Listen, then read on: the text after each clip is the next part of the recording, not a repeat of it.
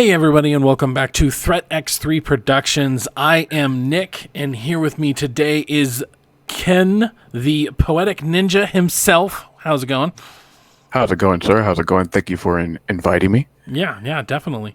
So today we're just going to have a nice little discussion, mainly about RPGs. You know what's coming Yes. out recently? The Outriders. And that's Oh, RPG, you know? There's a big difference between like RPGs back in the day and RPGs nowadays or whatever. There's plenty like what game doesn't have RPG features, you know what I mean? right. What's the most recent RPG you've played? Like I guess more traditional RPG. As far as traditional RPGs go, I would have to say the most recent one that had just been released is called Octopath Traveler. Yeah. It's basically about eight different characters. You have your choice of selecting eight different characters between eight different characters to pretty much play their story or whatever. Mhm. I haven't really advanced that far into it yet, but the class that I've chosen is the thief class, and there's several other classes. With Nice. the thief class is actually pretty cool.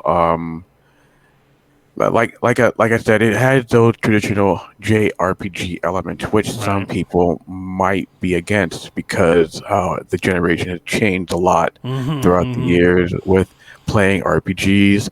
So I mean, I started off playing RPGs, with Final Fantasy back in Nintendo days. So Mhm. I mean, that kind of like evolved me to like RPGs a lot more because at first I didn't like it. No one wants to sit there and read constantly read. Story is good, Right. but it's the turn base is what really gets people because it's like, okay, you attack and then you gotta wait. Like you said, 3 to 5 seconds before you attack again or they Right. attack. So and then there's action RPGs, which are, the new revolutionary RPG, which people love because then if they're not having to, sit in one spot Mhm. for like 3 to 5 seconds, attack. So, but yeah, Octopath Traveler is probably one of the best JRPGs I've played so far, which has just been released. If you Mhm. can get it on Game Pass or PS Plus, whichever. Mhm. Um, it's brand new to me because it's got the 3D elements for Mhm. the background and everything. It's beautiful. It's a very beautiful game, as opposed to old retro JRPG games. It's just like pixelated and 2D graphics and everything. But it's beautiful still. Right. It's Right. still it's still beautiful. But what would you say about JRPGs? Like I said, most people don't really like JRPG games anyway. So Yeah. I the most recent one or most recent like RPG I played is actually the Final Fantasy VII remake, and funnily enough, like that's probably one of the first RPGs I had ever played. I mean, before that, I probably would have dabbled in, an RPG here and there, but like Final Fantasy VII was like my cherry popper, so to speak. That was the very first like RPG, and of course that's super deep RPG, three whole discs, 100 freaking hours and stuff. But yeah. but yeah, Yeah. playing the new one versus the old one, it's so interesting because like I recognize it. I recognize what's going on. I recognize like the bullet points, but it's like I can go on this journey again because I'm experiencing it new. And I think Final Fantasy VII Remake is almost a perfect example of like what it used to be, Mm, meaning when it first came out, traditional JRPG, it had like the quote unquote like active time battle, I think is what it's called. So like you could end up messing up, like if you waited too long. I think your enemies could attack if you weren't quick enough, but right. I mean we're Right. talking you'd have to be sitting there for a while either way. So that's like the more traditional one, and then the remake itself is very much more about, you can't necessarily button mash, but like you can just keep attacking. And so the strategy itself comes more from what attacks you choose to do, maybe what body part you choose to do that attack on. Right. Yeah. And so that is kind of the weird juxtaposition between the two is that like Yeah. now I'm more in the action, and I Mhm. definitely have to say, just with the way I prefer RPGs nowadays, I actually prefer the remake. And that's just because, like, imagine playing Call of Duty and you press L2 to aim down sights. 3 seconds later, aim down sights. You press R2 to fire. 3 seconds later, you start to fire. Like, that's what a That would kind of turn-based, get annoying. right? That would kind of get annoying. That's what a turn-based feels like within.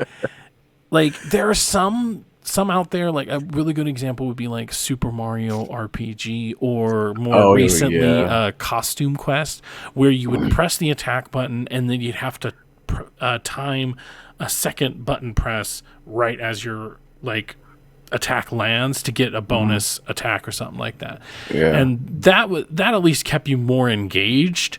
Now turn-based, I like things more like XCOM, you know, because now it's like I'm playing a game of chess versus 3 people standing in a row and 3 other people standing in a row. It's like, okay, your turn. No, you attack first, bro. No, and you know what? It's your turn. Why don't you go first? It's your turn. Everyone's being generous. Right? Just ow, that hurt. Good job. All right, it's my turn. Here it comes. Thunder, lightning. Oh man. So I mean, I understand how people might, just have just I understand. I completely understand. Okay.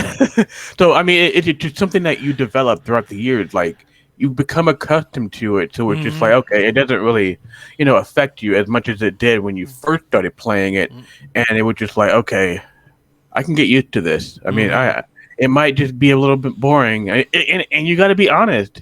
It can be boring. Yeah, playing JRPGs. But you gotta respect it too, because it is pretty much the foundation of most RPG games nowadays. Definitely. Yeah. So I mean, JRPG, the elements and the turn-based aspects and everything. So that really helps RPG generation nowadays, because without them, they wouldn't be here.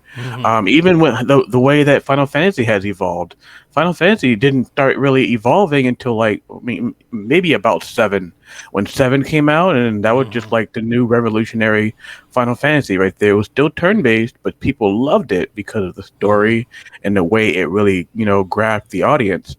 And Final Fantasy VIII was the same way. Still turn-based, but the story was great, beautiful. Final Fantasy IX, I'm like, I mean, if you like Blue the Mage, yeah, exactly. That's just it. It gave it that more fantasy feel to it. Where I loved it. It was cool. It like took it back to like the Final Fantasy III era, where it was more like, about magic and stuff like that. So with Final Fantasy IX, it was different. yeah. 10 was beautiful because it changed. It changed a little bit. But what really set the standards for the Final Fantasy games was Final Fantasy 12. Yeah. When that game came out, it was just groundbreaking, new. It would change everything. Final Fantasy 14 changed. I mean, even when it came out online and it was an MMO, Right. it was still a beautiful game. 15 came out. That it changed everything, and that was when 16's coming out. It's gonna change again. Right. So it's like the turn base. It's like they're leaving the turn base, behind. They're not forgetting about it, but they're leaving it behind. They know that people don't really want to play turn-based games anymore. Definitely. What would you say is like one of your favorite like turn-based or more traditional like JRPG? Okay, like traditionally. Like, I can go out and just buy a copy and just be like, okay, yeah, I'm satisfied with this. It would have to be Final Fantasy 3. Okay, yeah. Yeah, the third one, or which one? Lufia. I don't know if you've ever heard of that. Remember that game for the Super Nintendo? Yeah. That one's pretty good. That was the one that really changed it for me, because there was a friend of mine who was telling me about this game, and I was like, I want to play this game. I was 10 years old, so I'm like, I want to play this, and he was like, all right, cool, and he was like, if you want to play this game, you're gonna have to learn how to pay attention to what's going on. What? Because they're not going to give you any clues. Right. If you're not paying attention, you don't have a map. See, that's the thing about RPG games now. It's like, okay, if you forget what your objective is, Yeah. you can go to your journal or your quest or whatever, or tab or whatever, and just know what you're supposed to do. Yeah. Back then, true. it's like, you don't pay attention. Back then, you literally had to go to every single person in town and talk to them, and it would be that one weird guy over by the fucking well, and it's like, oh yeah, it's over here, duh. Like, what? I did all that for nothing? Right. And then, but the cool thing about it was like, okay, I'm running around doing all this shit, and and that's the thing. It's like I'll get caught up in an area where it's like all these enemies, and I'm still trying to get to this objective. Yeah. And it's like, okay, I don't want to fight all these enemies. I'm trying to get over here, but I still run into all these enemies. I'm trying to run away, flee, and they still kill you. That's the one thing about JRPGs I didn't like, because they didn't really help you. Help you with guiding you toward that direction. But if you weren't paying attention, you were not going to get there. Yeah, that's definitely also just how games used to be made. Like, like a Dark Souls nowadays, and how there's not really a story and they don't really tell you what to do. Like, that's how they used to be. Me personally, my favorite RPG probably of all time is Chrono Cross. Really, nice. Really good story. I mean, obviously, Chrono Trigger is definitely up there too, but like Chrono Cross, like it hit me at the right time.